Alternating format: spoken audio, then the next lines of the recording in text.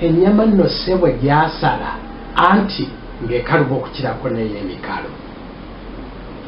Katumba ye ekyo tekimuterebudde, wazira anyiikiridde ddala ng'akagobera embuga okutuusa lwasazesaze ebifi ebiwererako ddala. Wuuyo era taludde, ebifi abibase n'abitwala n'abiwanika waggulu ku kasolya k'ennyonyi. Olwo nno muli munda mu nnyonyi bakawona banne abalala basirise bejje.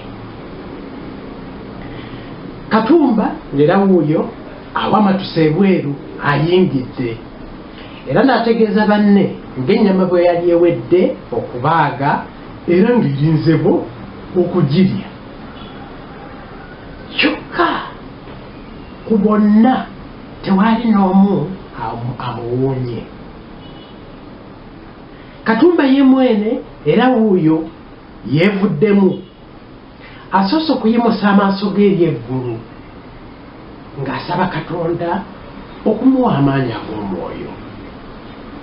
Atodde akafi k'ennyama mu ngalo ze, asoose n'asiriikiriramu ng'ebirowoozo bimwekuluumulula nga yeebuuza nti ndye sirya, ndye sirya.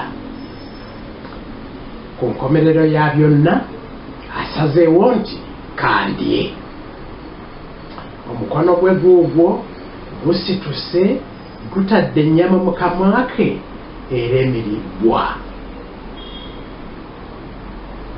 Katumba yasse ekikkowe ekinene ennyo kubanga yali awangudde ekintu ekitwalibwa ng'ekyomuzizo ssemazizo ogukira emizizo emirala gyonna. Era mu kiseera ekyo yafuna okwolesebwa nti yali takyafudde njala ng'ali mu nsozi ezo zirwenzooli. Ku lunaku olwo ng'enjuba egenda egolooba, bakawona abawerako beesowolayo kinnoomu ne bagoberera ekyokulabirako kya munnaabwe Katumba.